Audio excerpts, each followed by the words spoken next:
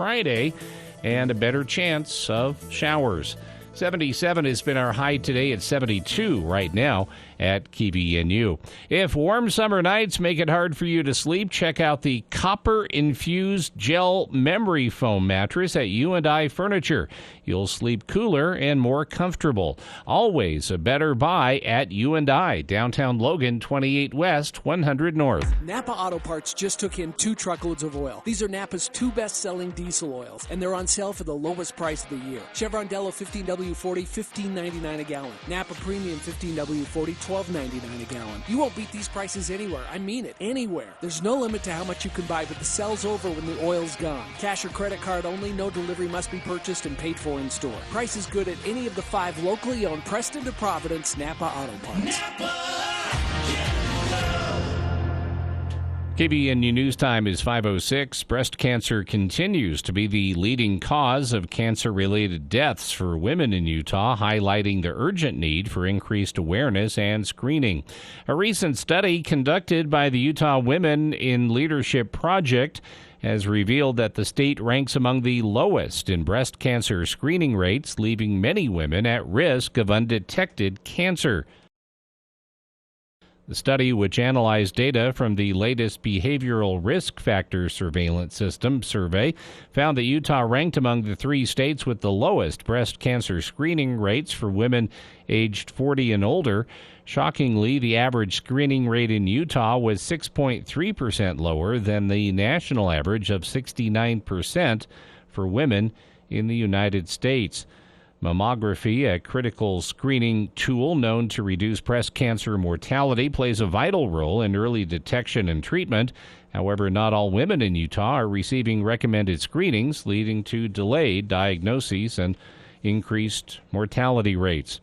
In response to shooting victims across the nation, the Prince of Peace Lutheran Church has announced plans to host a solemn gun violence vigil and service of lament this coming Saturday at 1 o'clock.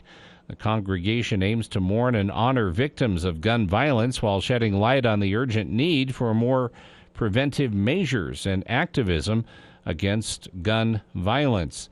The vigil, the church is hoping to shine a light on the devastating impact of gun violence and inspire meaningful action within the community. Together with Wear Orange participants nationwide, the aim is to foster change, ultimately striving for a safer and more secure future.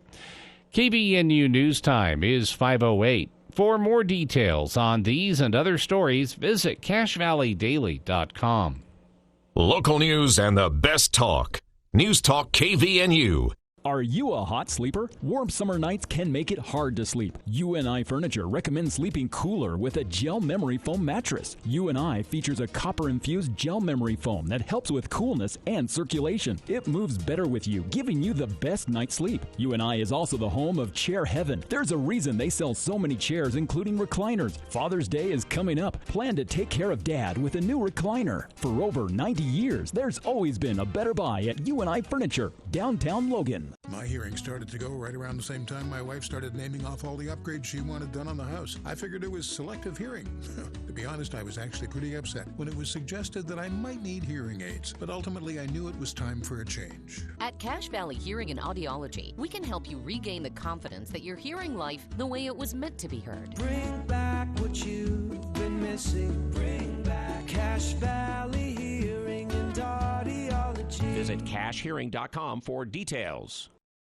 To protect his home and family from disaster, Steve used courage, wisdom, and his camera phone. That should do it. Way to go, Steve! By simply taking digital pictures of his family's important documents, Steve can always have them stored safely online, no matter when disaster strikes. Learn other simple ways to protect your home and family before a natural disaster at ready.gov. That's ready.gov. A message from FEMA and the Ad Council.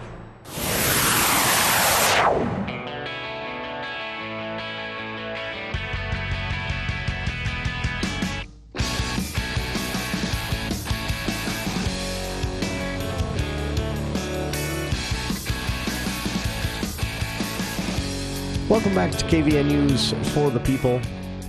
Hour 2 of today's show.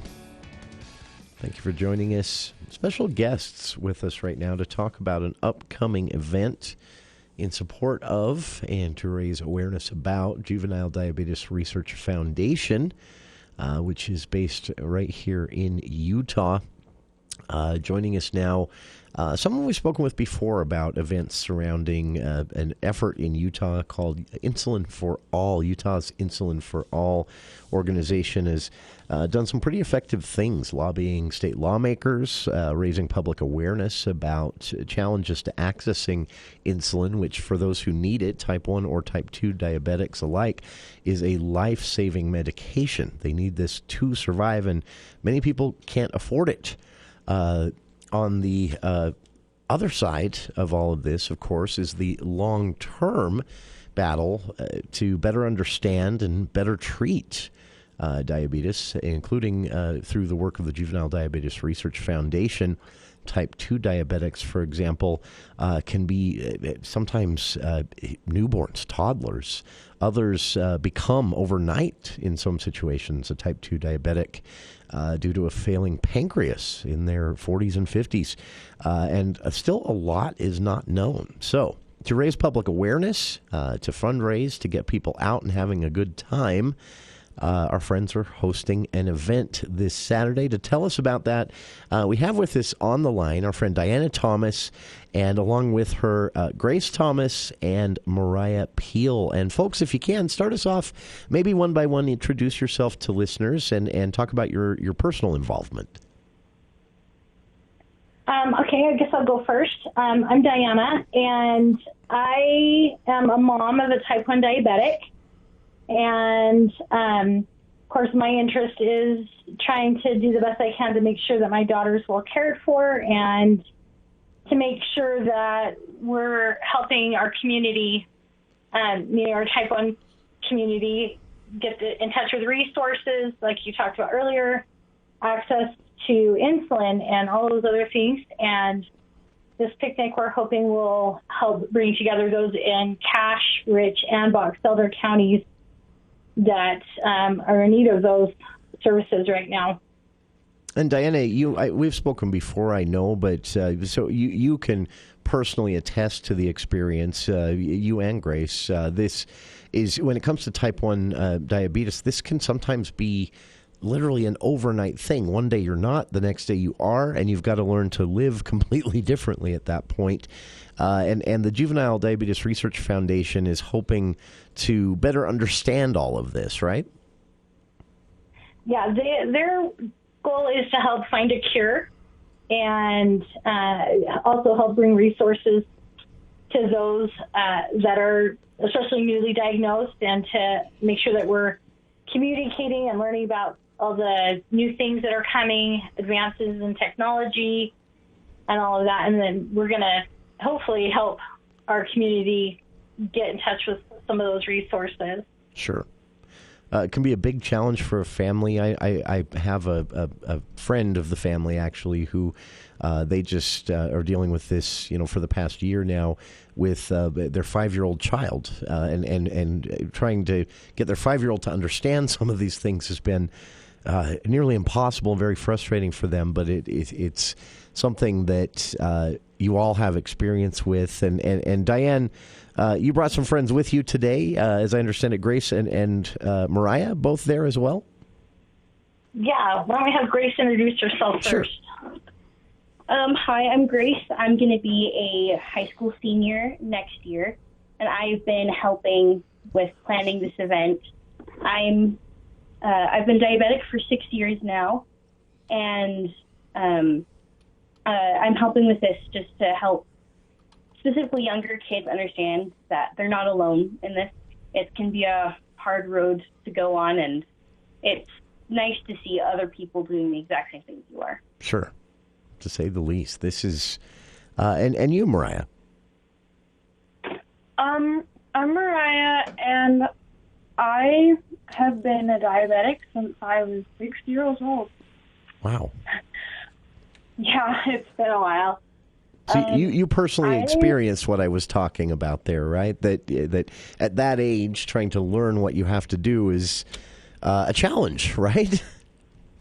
Yeah, it was hard. My parents had to teach me, like, every time I wanted to eat something, I had to ask, like, is it okay to, like, eat this? Do I need a shot for this? Because, like, I couldn't understand that there were some things that I needed to, like, give myself a shot for, which was, like, kind of hard for a child because, like, that hurts. I don't want to do that.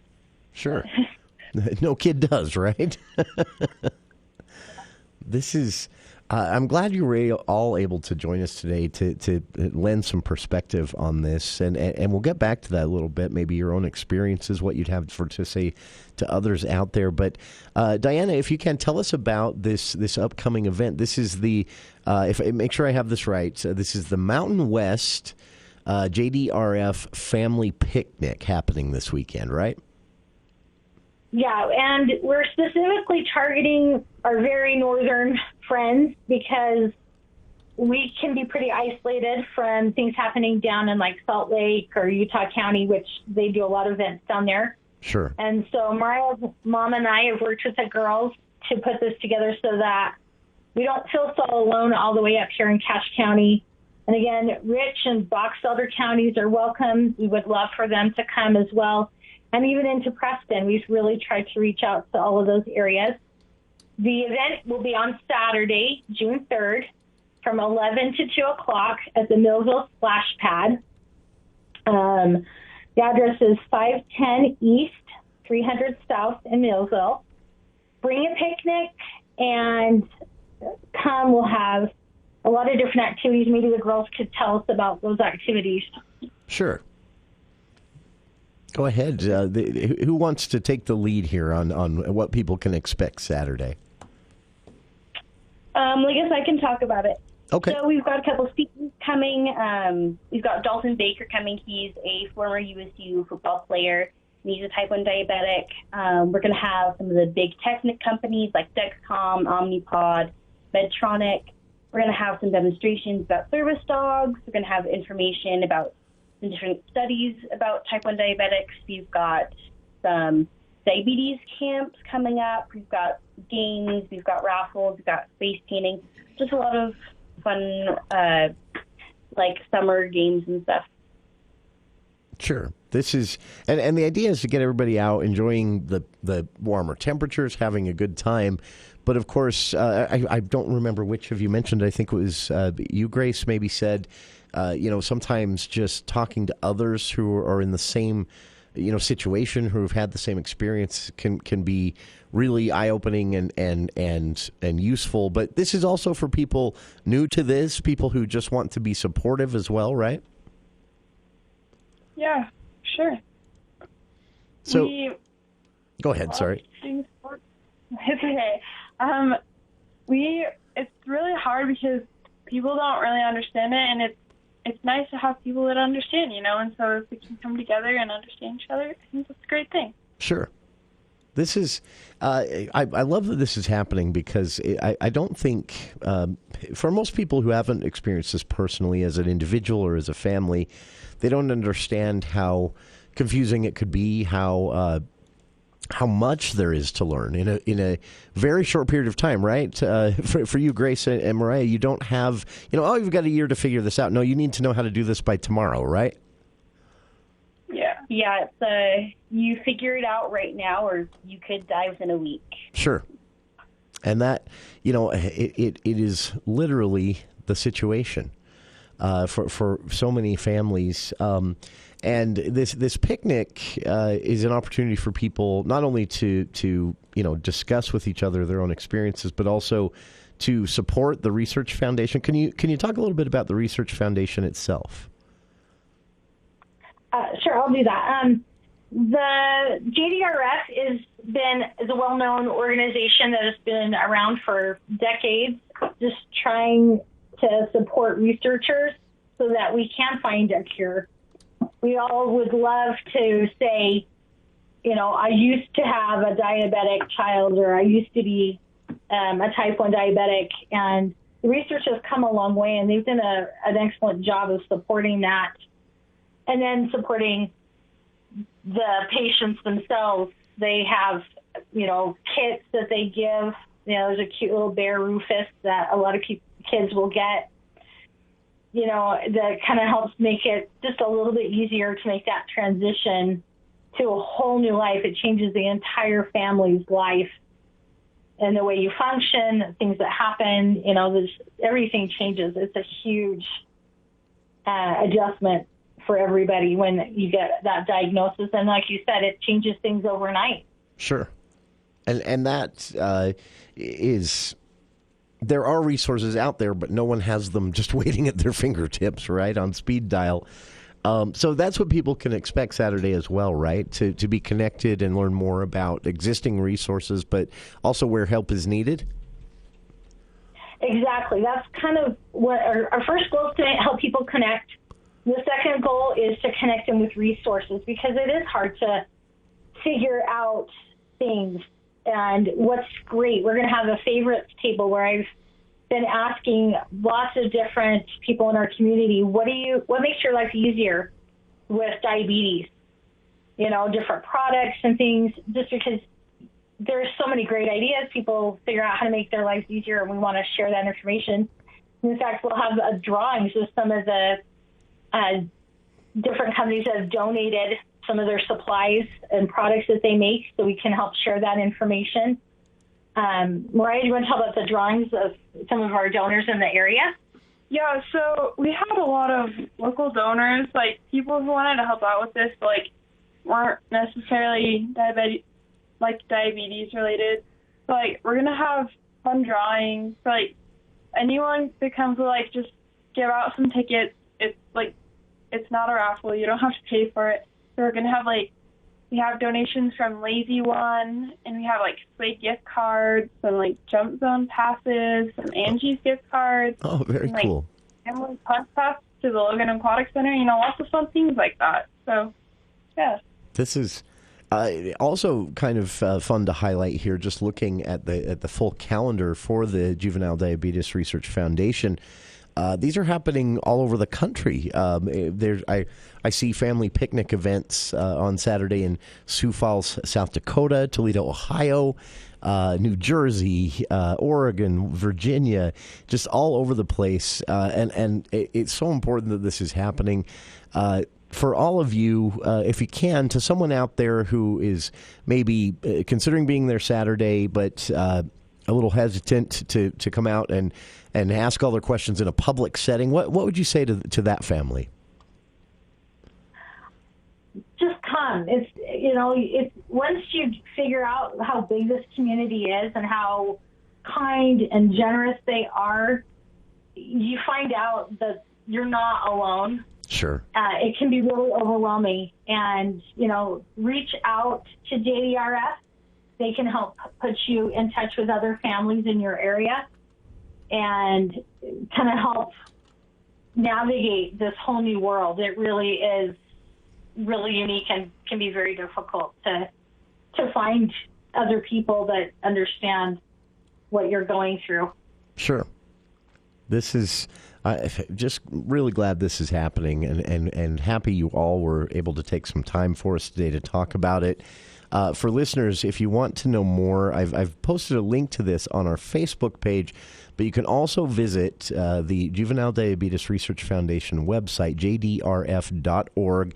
Click on calendar there, and you'll see on Saturday, June 3rd, here in Millville, Utah, at 11 a.m. to 2 p.m. And I know, sorry, Diane, you mentioned it, the location again, the Millville City Park, right? It's the splash pad, so 510 East, 300 South. Very nice. Is the actual address. We also have a Facebook event. If you do a search for the T1D Family Picnic, hopefully, and we've got additional information there as well. Sure.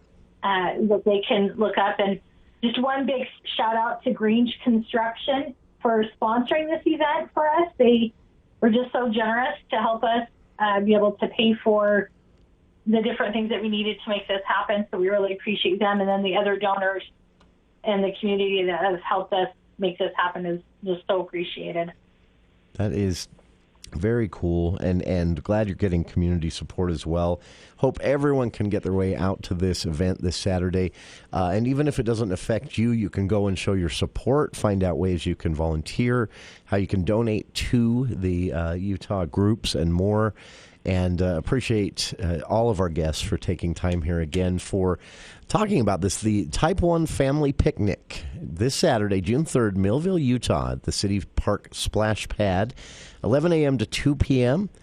Come out, support the local Type 1 diabetic family, and find out more about the resources that are available as well for you and your family. An important cause, and weather-wise, going to be a beautiful day to do it as well. And thanks again to our guests. We have on the line with us here Diana Thomas, Grace Thomas, and Mariah Peel. And to all of you, thanks for making some time for KVNU today.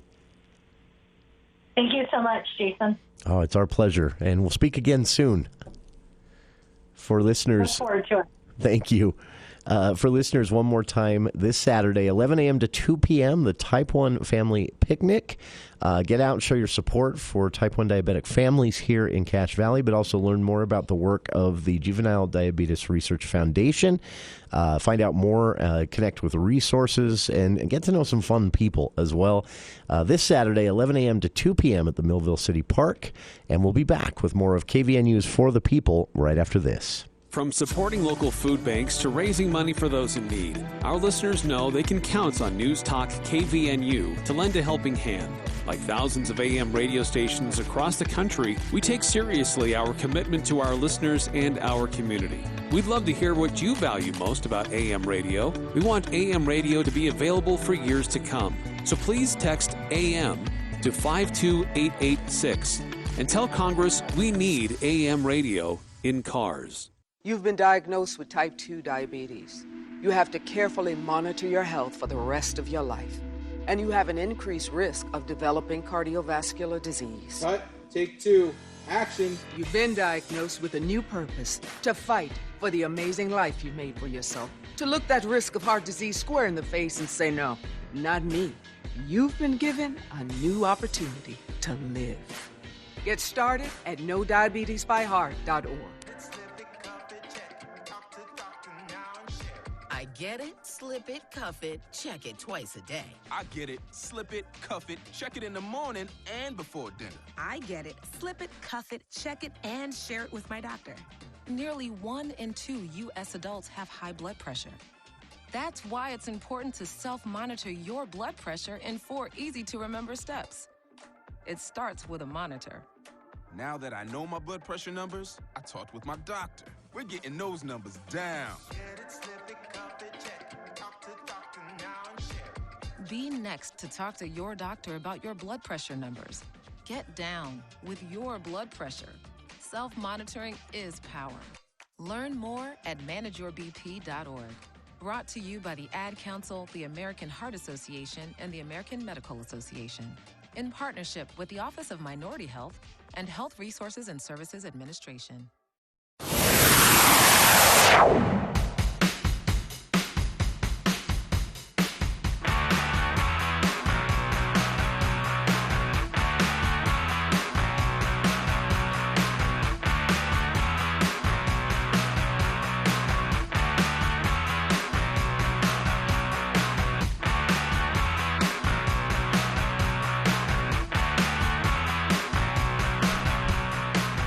Welcome back to KVNU's For the People.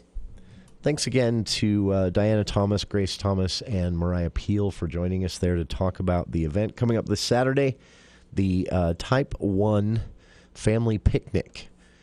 This is 11 a.m. to 2 p.m. in Millville at the Millville City Park, the Splash Pad there in Millville, which is really cool, by the way, a little tangent. They built some trails, some paved trails and stuff out behind them in the river area there, or the creek area. It's very pretty. But this is an important event, and this, you know, I talk about this one from personal experience. A family member who had the same experience that Mariah and Grace both described there as, you know, they as young children. This was when this person was an adult, but still overnight, you know, going into the hospital for, you know, whatever the symptoms might have been. They can vary. and finding out, hey, your pancreas has failed. It's no longer producing insulin, and that would be you're a type 1 diabetic now. And and for a lot of those kids, I mean, can you imagine that with a 5-year-old? They don't understand what First of all, what's my pancreas? Yeah. It was hard enough for this family member of mine that was an adult, having to learn to eat completely different and to suddenly be tracking insulin and completely changes your life. I can't imagine with a kindergartner having to walk them through that. And a friend of the family as well, when he was 21, parents took him, the whole family took him on vacation. When he was 21 years old, he'd had zero health problems beyond cavities. He was very active in the snowboarding community, even joined some snowboarding competitions here in Utah at Snow Basin and stuff. Parents take him on vacation in December on his 21st birthday, and he gets sick on the flight back, gets really sick at the Salt Lake airport, and they drive him straight to the hospital and tell him the same thing. Your pancreas has stopped working. Wow. No reasons given. Sometimes they don't know why. Oftentimes they guess that an autoimmune disorder is usually where they land, and so he had to learn how to do this. And then, as active as he was with snowboarding and stuff, with the ski season starting, he just had a really hard time. Because activity and insulin interact in a different way, so you have to know how to administer and things like that if you're going to be out, exercising or snowboarding.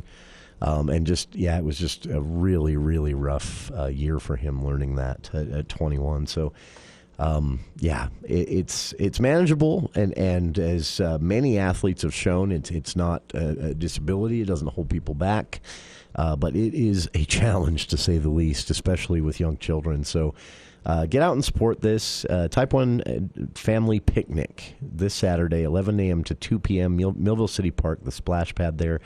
And I just wanted to mention this one more time as well, jdrf.org, to learn more about and support the Juvenile Diabetic Research Foundation, which this is exactly what they focus on, helping families through this, but also research to find a way to prevent it or even cure it. That's one of the hopes with type 1 diabetes, is that it can be cured. There are actually trials with, I believe they use pig stem cells going on at University of Utah right now, trying to jumpstart a pancreas, but no success yet. But we'll be back with more of For the People on the other side of these headlines with KVNU's Bill Walter.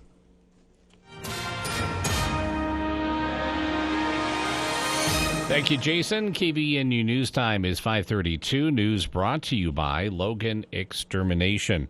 A 22-year-old Smithfield woman has been arrested for allegedly physically abusing a toddler at a Logan home daycare on April 24th. Kaya Marie Duncombe was booked into the Cache County Jail last Wednesday. According to an arrest affidavit, Logan City police officers began investigating Duncombe after a 20-month-old child was taken to a medical center and diagnosed with a fractured left arm. The child's mother explained how the boy was fine when she had dropped him off at the daycare center earlier in the day. Police interviewed employees at the daycare center. They described seeing Duncombe pick up the victim by his arm. She appeared to be frustrated, jerking the arm of the alleged victim, lifting him off the ground and moving him. Officers later interviewed Duncombe. She at first claimed to have moved the child by picking him up by the rib cage. She later acknowledged to experiencing anxiety at the time and actually picking up the boy by the arm. She explained how she had a diagnosed mental condition that may have contributed to the outcome that day. According to the probable cause statement, Duncombe was arraigned during a virtual hearing Friday morning in First District Court. Construction crews working on the renovation project of the Salt Lake Temple reached a major milestone on May 3rd. The first base isolator was placed on the new footing on the west side of the temple. The new footings surround the towers on the east and west ends, extending down 35 feet and away from the original structure. This is the first of 98 isolators. According to a press release, the base isolators are mechanical devices that isolate the movement of the earth from the building above during a seismic event. A single base isolator weighs 18,000 pounds but can carry a weight of 8 million pounds. Installing isolators will allow the temple to move horizontally up to 5 feet in any direction during an earthquake. And Logan City declared a state of emergency due to the threat of flooding along the Logan River within the city limits effective last Thursday. That declaration and an accompanying executive order signed by Mayor Holly Danes came one day after the Logan River hit its flood stage. KBNU News Time is 5:35. With summer here, our beautiful lawns face a new threat. It's a threat you can't see because it's happening below the grass level, at the roots. Those nasty bill bugs and grubs are beginning to hatch and they are hungry. Your lawn is a smorgasbord to them and they can't wait to belly up to the table. Get a jump on those bugs by calling Logan Extermination today. They'll apply a custom spray for bugs and also fertilize to keep weeds under control and your grass growing tall. Logan Extermination, 752-8450. North Korea has launched what appears to be a space launch vehicle not long after it confirmed plans to put its first military spy satellite into orbit. South Korea's military says Pyongyang launched the projectile over the Yellow Sea. All eyes on the House Rules Committee, which is preparing to take a vote on a bill to suspend the debt ceiling for 2 years. It's an agreement that not only prevents the first ever default in this country, but it will protect our hard-earned and historic economic recovery. Shalanda Young, director of the Office of Management and Budget.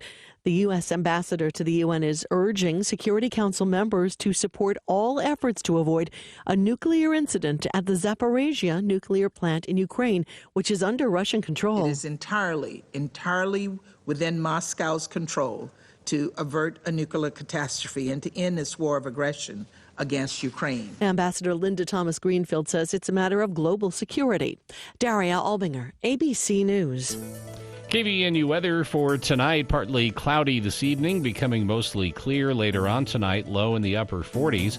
Slight chance of showers and thunderstorms in the afternoon on Wednesday, partly cloudy skies around 80. Temperatures coming down a bit towards the end of the week, Thursday and Friday, mid-70s Thursday and upper 60s on Friday with an increased chance of showers. Our high today, 77. It's 72 right now at KBNU. KBNU weather brought to you by Mount Logan Laundry with 55 and 80-pound washers to make your stay much shorter. Located in Logan and Brigham City. For more details on these and other stories, visit CashValleyDaily.com. The Above and Beyond Salute. Hello, it's Ron. Ron Stott. This is Will Feelright. The reason I'm calling is that we do a special tribute recognizing people in the community, and I got several texts from some of your old students. One of them said that if it hadn't been for you, they wouldn't be where they are now. We just wanted to tell you thank you, and we've got a $40 gift card from Firehouse Subs we want to give you for all of the people that you have touched over the years as a teacher. Well, thank you. I appreciate that. The Above and Beyond Salute on News Talk KVNU. Feels like Tuesday. Tuesday has no feel.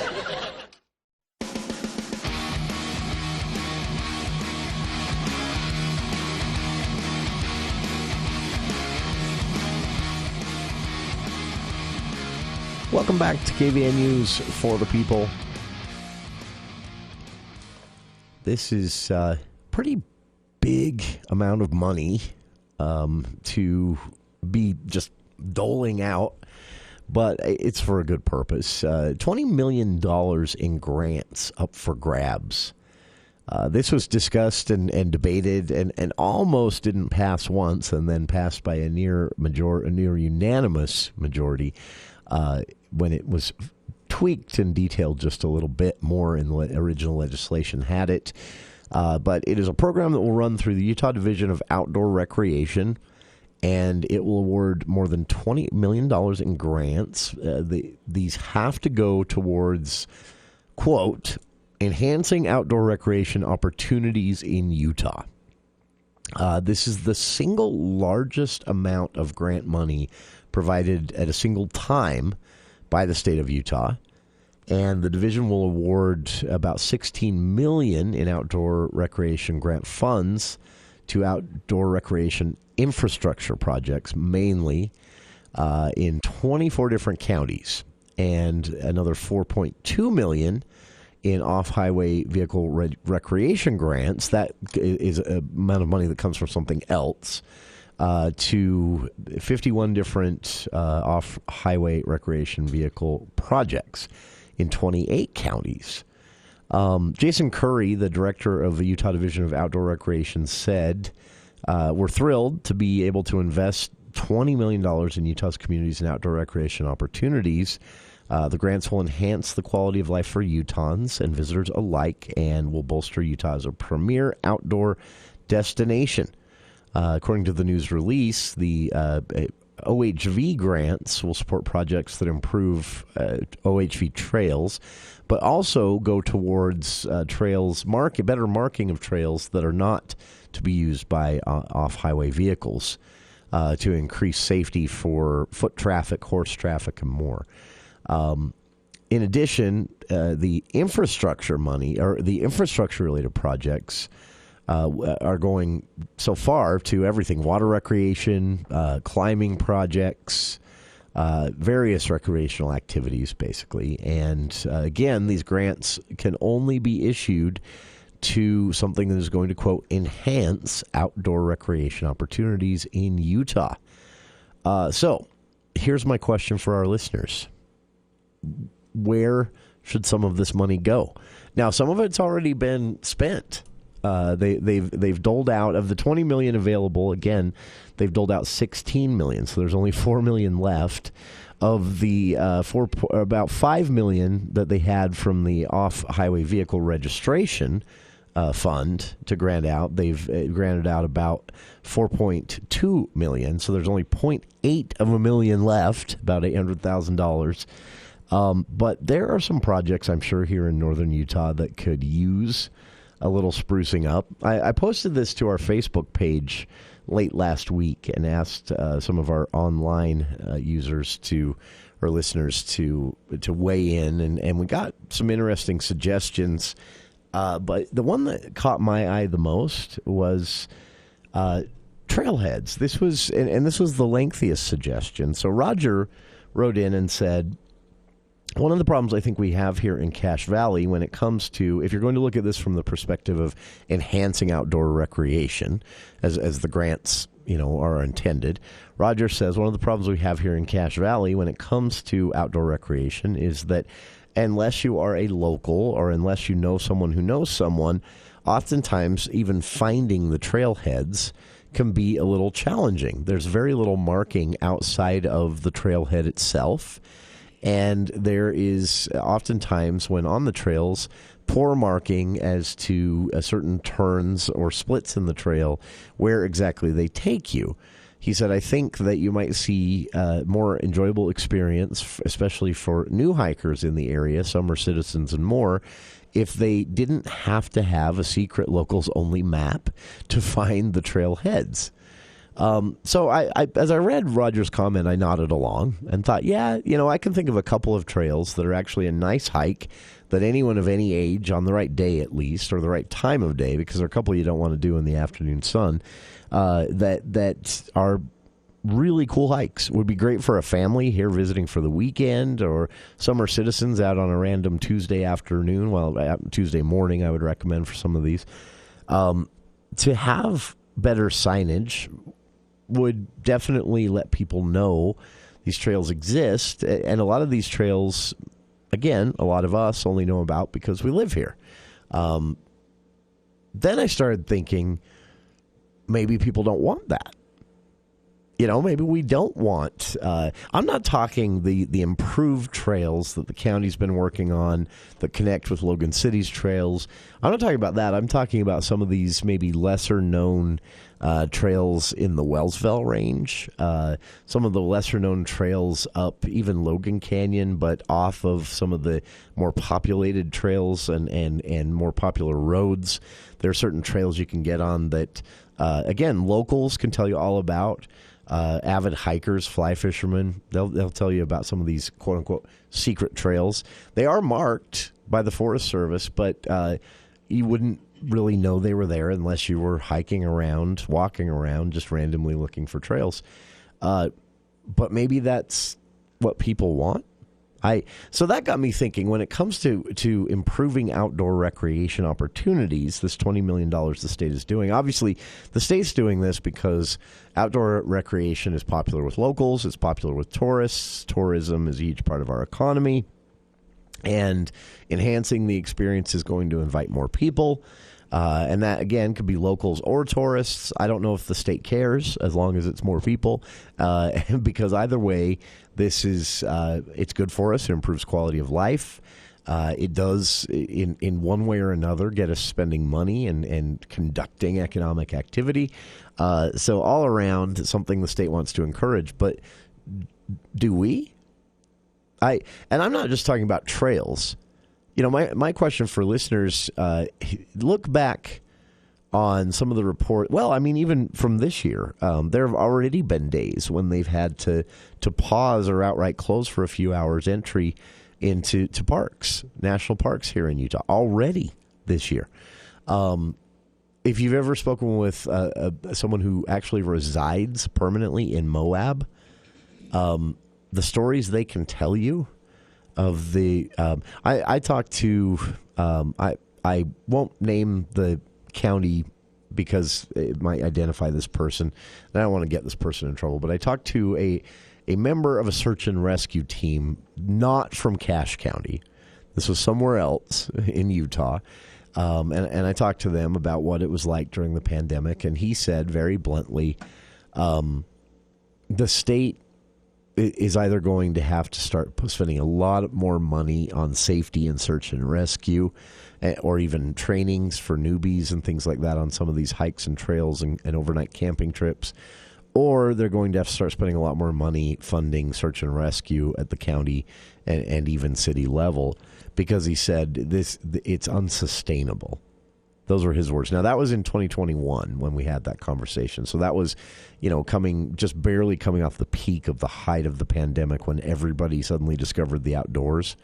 But he said it's unsustainable. He said the number of calls we're getting, the amount tourism has grown in Utah, the number of people. He specifically cited rental razors, he called them. But these are off-highway vehicles. Often 4 seats, and you can just rent them. They rent you them, give you a helmet, you and your passengers, a modicum of training on how to start it, not roll it, and then they say, happy trails, and you head out. And I've seen some of these drivers, and you can tell they're new. The point being, back to what the search and rescue team member told me, he described it as unsustainable. I've talked to enough locals to know that they're having experiences along these lines as well. People who have been on these trails either as hikers or as off-road vehicle enthusiasts or fishermen or trailer campers headed up to their favorite spot at a certain time of year. And almost everyone has told me, and I've experienced it myself, a story of someone who was maybe not as familiar with the area, maybe not as familiar with the trails, getting themselves into trouble. Or doing something that could have been very dangerous. I've seen it myself. Everyone I've talked to who spends a lot of time outdoors in the warm weather months has seen it and can tell you stories. So a larger question around this. Again, I think it's great the state is granting $20 million to various improvement projects. And I love ideas from our listeners because there's still a bit of this fund left. They've spent a lot of it, about 2/3 of it, but there's still enough left. If there's a project that you think deserves attention, there's actually a website you can go to, and I've linked to that on our Facebook page, to apply for these grants before the fund is dry. They'll fund it again next year, I think. But I think this is all great, but I do agree with, as Roger said, again, a listener writing on our Facebook page, a lot of these trails would be more accessible and more utilized by especially people who don't live here, permanently, if they were better marked or if there was a better trail map or something like that. But then Roger says, but do we want that? Do we want some of these trails aren't improved. Some of these trails don't go to the safest of places where you could get really hurt. But if you know that, you can be careful. Roger concludes in his message by saying, instead of just, funding this without any questions, maybe we need to get more strategic about it. How should we fund increased outdoor recreation? Should there be considerations for where we're sending people and how? And maybe some of that money, should go to not just inviting more tourists in throughout Utah, but also inviting them in a way that's safe, both for them, but also for Utahns. And then in parentheses, Roger writes, maybe some of this money should have gone to safety trainings or classes or even an online video course that people can watch on something as simple as identifying the dangerous snakes in northern Utah. Try and find those resources if you're new to the state, Roger writes. Excellent point. How do you feel about this? I'm glad that they're spending the money because I think the improvements are needed. And I think some of the ideas, especially it being a grant process, some of the ideas will come from outside of, the regular players in all of this. So we'll get a little, maybe some innovation. So that's cool. But Roger has a point, too. At a certain point, this does hit a critical mass, or as a friend of mine in Search and Rescue told me, unsustainable levels of outdoor recreation for what the state is currently funding the infrastructure behind all of this at. What do you think? 753-5868. We'll be back right after this. My hearing started to go right around the same time my wife started naming off all the upgrades she wanted done on the house. I figured it was selective hearing. To be honest, I was actually pretty upset when it was suggested that I might need hearing aids, but ultimately I knew it was time for a change. At Cache Valley Hearing and Audiology, we can help you regain the confidence that you're hearing life the way it was meant to be heard. Bring back what you've been missing. Bring back Cache Valley Hearing and Audiology. Visit CacheHearing.com for details. Some companies will quote you a lower price just to get you to commit to having them perform a service for you, but not John Hanson, the Duck Hunter. When you see coupons or prices advertised for services, we highly recommend you call and ask a lot of questions. Find out what other costs might be added, what type of equipment and experience they have, and what you can expect from their finished result. This tip will get you better service and a good price. For a free consultation on air duct cleaning and dryer vent line cleaning, call the Duct Hunter, 770-4813. We are the Duck Hunter. This Tuesday, April Davis will change the world. She doesn't know that yet. All she knows is that she went to justserve.org and volunteered an hour of her time. Browsing through dozens of service opportunities in her community, April decided to spend her Tuesday evening serving dinner to mothers and their children at a transitional house. She doesn't know she'll be serving a particular mother and daughter who will be spending their first night in this home. April doesn't know that the hot meal she'll serve is the first this mother and daughter will have had in a week, or that the simple smile she'll offer as she serves them will help them realize that things are going to be all right. Which is why this Tuesday, April Davis will change the world. See the difference you can make. Sign up for service opportunities in your community. Visit justserve.org. JustServe.org is provided as a service by The Church of Jesus Christ of Latter-day Saints.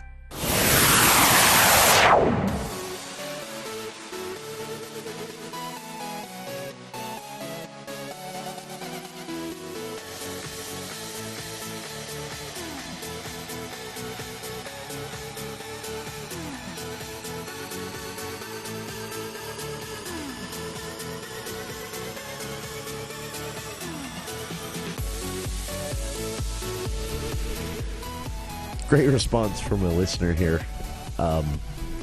This is, and listener knows this, acknowledges it in his message. It's an oversimplification, but it's not a bad way to understand, what we're pondering here. Listener says, so the question again, talking about this grant program that is slowly spending about $20 million they have on projects that, quote, enhance outdoor recreation opportunities for Utahns and visitors alike. A listener says, my question is, should some of this money go? So you have, money going to some obvious things like making trailheads more identifiable, improving some off-road vehicle trails that are primarily used for off-road vehicles, and so they get that particular type of damage, and so improving some of those, road grading, basically. I don't know if that's what this fund was intended for, but it definitely fits into the enhanced outdoor recreational opportunities category. So there will be a lot of that typical stuff in all of this. But the legislature is considering making this an annual thing for a while, at least, funding it. I don't know if it'll be $20 million every year. But they have about 2/3 of it gone, some left. If you have suggestions, there's a website I've linked to on our Facebook page. So my question to listeners is, considering that tourism is going to grow here in Utah, we know that, and we want that. Considering that, though not to the levels of the pandemic, we're still here in 2023, post-pandemic, seeing, quote unquote, elevated levels of outdoor activity, more people on the trails, more people in campsites, more people in the mountains in general, more people on the rivers. And we have seen an uptick in search and rescue calls, outright rescue operations that have taken place, people getting into bad spots where they shouldn't have without water bottles, and having to call for help.